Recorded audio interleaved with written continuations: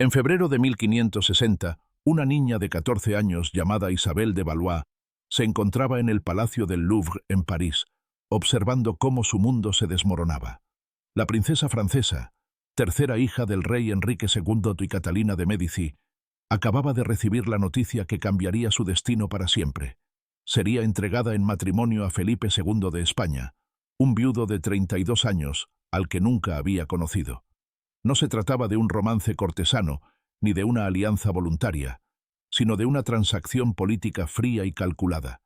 El precio humano del Tratado de Cateau-Cambrésis, que finalmente pondría fin a décadas de guerras devastadoras entre Francia y España. Isabel había crecido en la brillante corte francesa del Renacimiento, rodeada de poesía, música y filosofía humanista. Era una joven culta y sensible, educada en latín, literatura clásica y las artes. Su madre, Catalina de Médici, había insistido en proporcionar a sus hijas una educación excepcional, siguiendo la tradición de las mujeres cultas del Renacimiento italiano. Isabel aprendió a tocar instrumentos musicales, a bordar con maestría, a conversar en varios idiomas y a moverse con gracia en los complejos rituales de la corte. Era conocida por su belleza delicada, su inteligencia aguda y su temperamento gentil.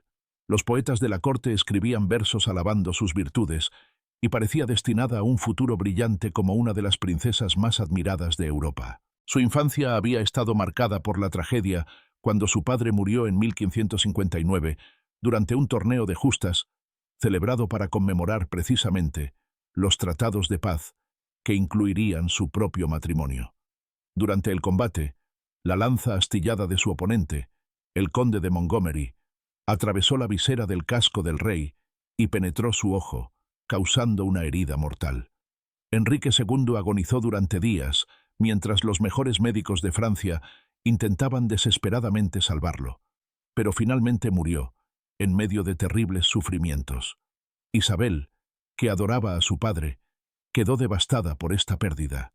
La muerte del rey también dejó la corona francesa en manos de su hermano mayor, Francisco II, un joven enfermizo de apenas 15 años, casado con María Estuardo.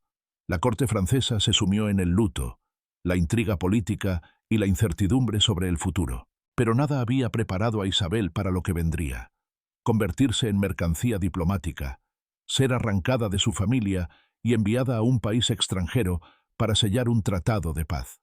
El contexto histórico que condujo a este matrimonio forzado era complejo y brutal. Durante más de 60 años, las guerras italianas habían devastado Europa. Francia y España, junto con sus diversos aliados, habían luchado por el control de los ricos estados italianos en una serie de conflictos sangrientos que habían consumido fortunas y vidas incontables. Ciudades enteras fueron saqueadas, campos arrasados y poblaciones masacradas en nombre de ambiciones dinásticas y rivalidades territoriales. Para 1559, ambas potencias estaban financieramente exhaustas y desesperadas por la paz. Las arcas reales estaban vacías, los ejércitos estaban agotados, y tanto Francia como España necesitaban tiempo para recuperarse y consolidar sus ganancias. El Tratado de Cateau-Cambrésis fue la solución negociada. España consolidaría su dominio sobre la mayor parte de Italia, incluyendo Milán, Nápoles y Sicilia, mientras que Francia renunciaría a sus ambiciones en la península italiana y retendría algunas posesiones estratégicas en el norte. Para sellar este acuerdo y garantizar su durabilidad, se acordaron dos matrimonios dinásticos que unirían a las casas reales rivales. Uno involucraría a Margarita de Valois, hermana del rey francés Enrique II, quien se casaría con el duque de Saboya, un aliado de España. El otro matrimonio, aún más significativo, involucraría a la joven Isabel. Irónicamente, Isabel había estado originalmente prometida al príncipe Don Carlos, hijo de Felipe II y heredero del trono español. Don Carlos tenía aproximadamente su misma edad, y aunque tenía fama de ser mentalmente inestable, físicamente débil y propenso a arrebatos violentos, al menos el matrimonio habría sido entre dos jóvenes. Los rumores sobre Don Carlos circulaban por todas las cortes europeas. Se decía que torturaba animales por diversión, que tenía ataques de furia incontrolables, que había sufrido daño cerebral después de caer por unas escaleras mientras perseguía a la hija de un sirviente, y que su salud mental se deterioraba constantemente. Sin embargo, en un giro típico de la despiadada política dinástica del siglo XVI, los negociadores decidieron que sería más ventajoso que Isabel se casara directamente con el rey Felipe II en lugar de con su problemático hijo. La razón detrás de este cambio era fríamente pragmática. Felipe, viudo por tercera vez tras la muerte de María Tudor de Inglaterra, necesitaba urgentemente producir más herederos varones para asegurar la sucesión española y la continuidad del vasto imperio Habsburgo. Su único hijo varón sobreviviente, don Carlos, era enfermizo, inestable, y su capacidad para gobernar, casarse y engendrar herederos propios era altamente dudosa. Los médicos de la corte española expresaban serias preocupaciones sobre su salud física y mental. Felipe necesitaba un respaldo, más hijos que pudieran heredar el trono si don Carlos moría o resultaba incapaz de reinar. Isabel, joven, saludable y de linaje real impecable, representaba una inversión reproductiva mucho mejor que arriesgarla con el inestable don Carlos. Además, un matrimonio directo entre el rey de España y una princesa francesa tenía más peso simbólico y diplomático que un matrimonio con el príncipe heredero.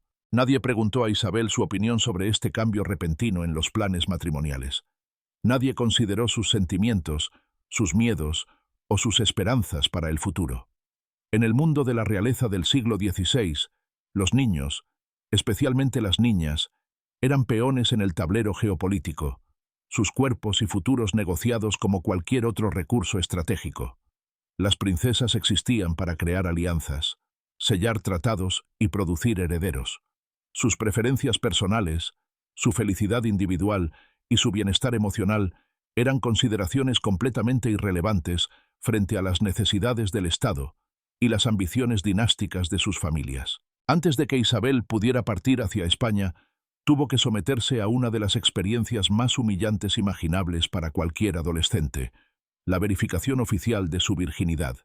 Esta práctica, común en los matrimonios reales de la época, era considerada esencial para garantizar la legitimidad de cualquier heredero futuro.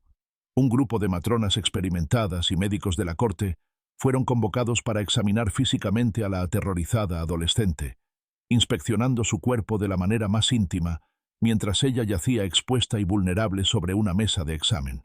Las matronas verificaron la integridad de su himen, examinaron su anatomía reproductiva y evaluaron su idoneidad general para el matrimonio y la maternidad.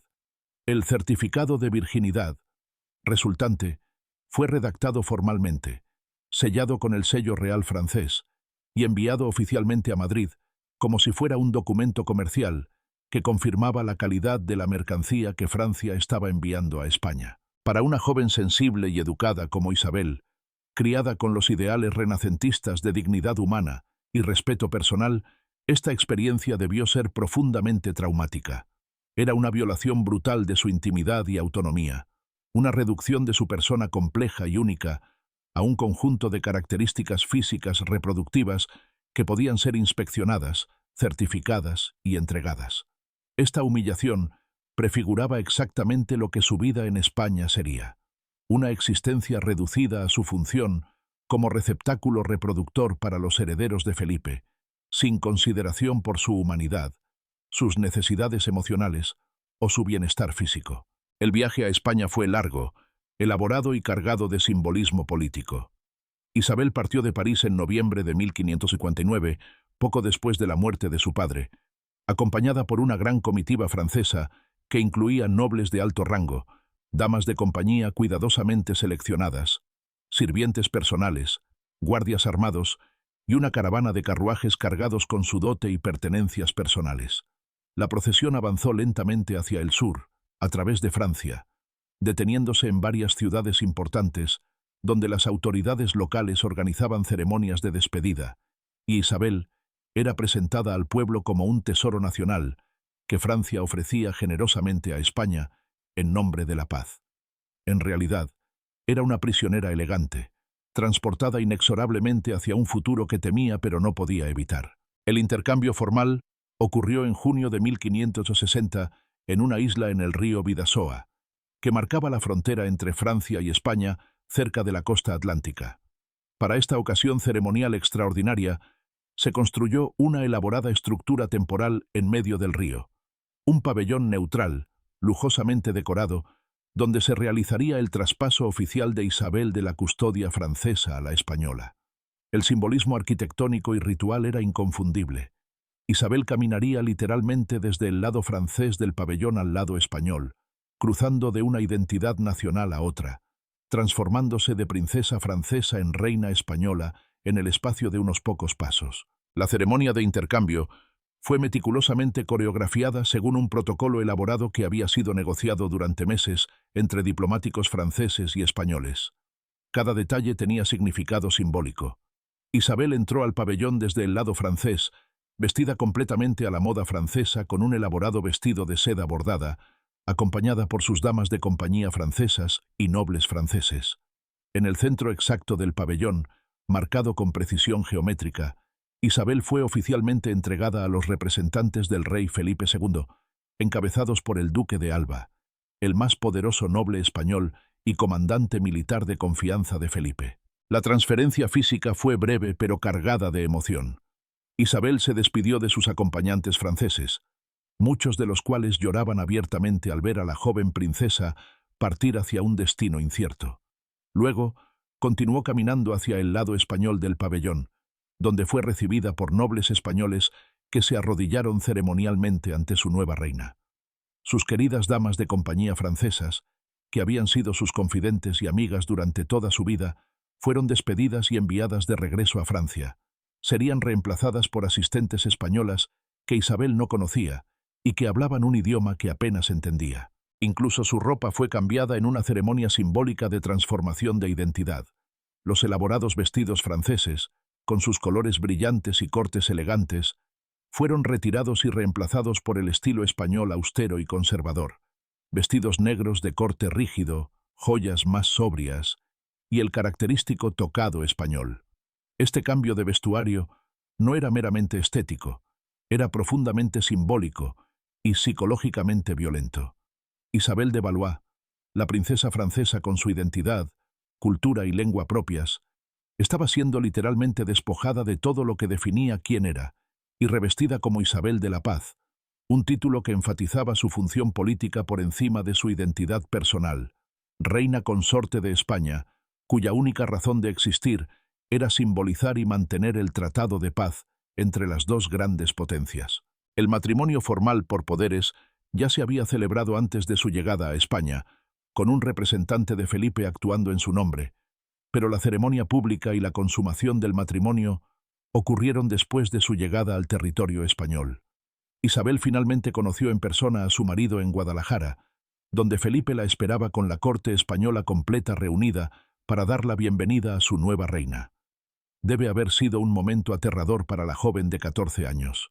Enfrentarse finalmente al hombre extraño que era ahora su esposo, un hombre que le doblaba la edad, austero, profundamente religioso hasta el fanatismo, y marcado físicamente y emocionalmente por las inmensas responsabilidades de gobernar el imperio más poderoso y extenso del mundo. Felipe II era conocido en todas las cortes europeas por su rigidez personal, su devoción católica obsesiva, su desconfianza paranoica hacia casi todos a su alrededor, y su estilo de gobierno microgerencial que lo mantenía encerrado en su despacho en el Escorial, revisando montañas de documentos administrativos durante horas interminables cada día. No era un hombre dado a la calidez emocional, la frivolidad cortesana o las demostraciones públicas de afecto. Su vida estaba completamente consumida por las demandas de gobernar un imperio que se extendía desde España hasta los Países Bajos, desde Nápoles hasta las Américas, un imperio en el que literalmente nunca se ponía el sol, pero que requería vigilancia constante contra enemigos internos y externos. Para Isabel, acostumbrada a la vivacidad, elegancia y sofisticación cultural de la corte francesa del Renacimiento, donde la música, la poesía, el baile y la conversación ingeniosa eran valorados, la corte española debe haberle parecido una prisión sofocante y lúgubre. La etiqueta española era notoriamente rígida, con protocolos elaborados y asfixiantes que gobernaban cada aspecto de la vida cortesana, desde cómo debía vestirse la reina hasta con quién podía hablar y cuándo. Las mujeres de la realeza española vivían en una reclusión relativa, sus movimientos y actividades estrictamente regulados por tradiciones centenarias. No podían moverse libremente por el palacio, no podían recibir visitas sin supervisión, y ciertamente no podían participar en las diversiones más informales y alegres que Isabel había disfrutado en Francia. Isabel extrañaba desesperadamente su hogar, su familia, su lengua materna y todo lo familiar de su vida anterior. Las cartas que escribió regularmente a su madre durante estos años, muchas de las cuales sobreviven en archivos históricos, revelan su profunda nostalgia, soledad y deseo de volver a Francia, sabiendo que nunca podría hacerlo. Le escribía a Catalina de Médici sobre su tristeza, sobre lo extraña que le resultaba la vida española, sobre cuánto extrañaba a sus hermanos y hermanas. Catalina respondía con consejos maternales sobre cómo adaptarse, cómo cumplir con su deber, y recordatorios de que su papel era asegurar la paz entre Francia y España a través de su presencia en la corte española y, eventualmente, a través de los hijos que daría a luz. Porque ese era, por supuesto, el verdadero propósito de su presencia en España, la razón fundamental por la que había sido arrancada de su hogar y entregada a un hombre extraño: producir herederos para el imperio español. Este propósito se hizo dolorosamente claro muy rápidamente. Isabel quedó embarazada por primera vez en 1560, apenas meses después de su llegada a España. Tenía apenas 15 años cuando dio a luz a su primera hija en agosto de 1561. El embarazo había sido difícil para su cuerpo adolescente, que todavía estaba creciendo y desarrollándose. El parto fue traumático y prolongado, y la niña nació prematuramente, débil y con pocas posibilidades de sobrevivir. La bebé murió pocas horas después de nacer, dejando a Isabel devastada tanto física como emocionalmente. Pero no hubo tiempo para el duelo apropiado o la recuperación física adecuada. La maquinaria dinástica exigía más herederos, y específicamente exigía herederos varones que pudieran continuar la línea de sucesión Habsburgo. Isabel quedó embarazada nuevamente casi inmediatamente. En agosto de 1566 dio a luz a su segunda hija, Isabel Clara Eugenia, que esta vez sobrevivió y creció hasta convertirse en una figura política importante por derecho propio. Luego, en octubre de 1567, nació su tercera hija, Catalina Micaela, que también sobrevivió. Pero el tan deseado heredero varón nunca llegó. Cada embarazo debilitaba progresivamente el cuerpo de Isabel. Cada parto la dejaba más exhausta y enferma. Cada período de recuperación era más largo y más difícil. Los médicos de la corte comenzaron a expresar preocupación privada sobre su salud declinante, pero nadie se atrevía a sugerir públicamente que la reina dejara de concebir, porque producir un heredero varón era su función primordial y la justificación de su existencia en España. En 1568, Isabel quedó embarazada por quinta vez. Su salud ya estaba seriamente comprometida. Sufría de debilidad crónica, problemas digestivos constantes y un agotamiento profundo que ninguna cantidad de descanso parecía aliviar. Los embarazos repetidos y los partos traumáticos habían destrozado su cuerpo, pero las esperanzas de la corte eran altas. Quizás este embarazo finalmente produciría el heredero varón que España necesitaba desesperadamente. En octubre de 1568, cuando Isabel estaba en el sexto mes de su quinto embarazo, la tragedia finalmente ocurrió. Sufrió un aborto espontáneo repentino y catastrófico que desencadenó complicaciones médicas masivas. El sangrado fue inmediato, profuso e incontrolable. Los médicos de la corte, armados con el conocimiento médico limitado y las técnicas primitivas del siglo XVI, fueron completamente incapaces de detener la hemorragia o tratar las infecciones que rápidamente se desarrollaron. Isabel agonizó durante días en medio de un sufrimiento terrible, mientras su cuerpo devastado finalmente se rendía. Isabel de Valois murió el 3 de octubre de 1568, apenas 8 años después de llegar a España, como una novia niña llena de miedo y esperanza. Tenía 22 años, una vida entera por delante, un potencial completamente sin realizar, desperdiciado en el altar de la política dinástica y las demandas reproductivas de un imperio. Su muerte fue oficialmente lamentada en toda España. Felipe II, según los registros históricos contemporáneos, Mostró genuina tristeza y se retiró brevemente del trabajo gubernamental para llorar, sugiriendo que quizás había desarrollado algún grado de afecto real por su joven esposa durante sus 8 años juntos. Se celebraron elaboradas ceremonias fúnebres en toda España. Isabel fue enterrada con gran pompa en el monasterio de El Escorial, el grandioso complejo palaciego y religioso que Felipe había construido como símbolo físico de su poder imperial y su devoción religiosa fanática. Pero ninguna ceremonia fúnebre elaborada, ningún elogio oficial y ninguna tumba magnífica podían ocultar la verdad fundamental y brutal de su vida.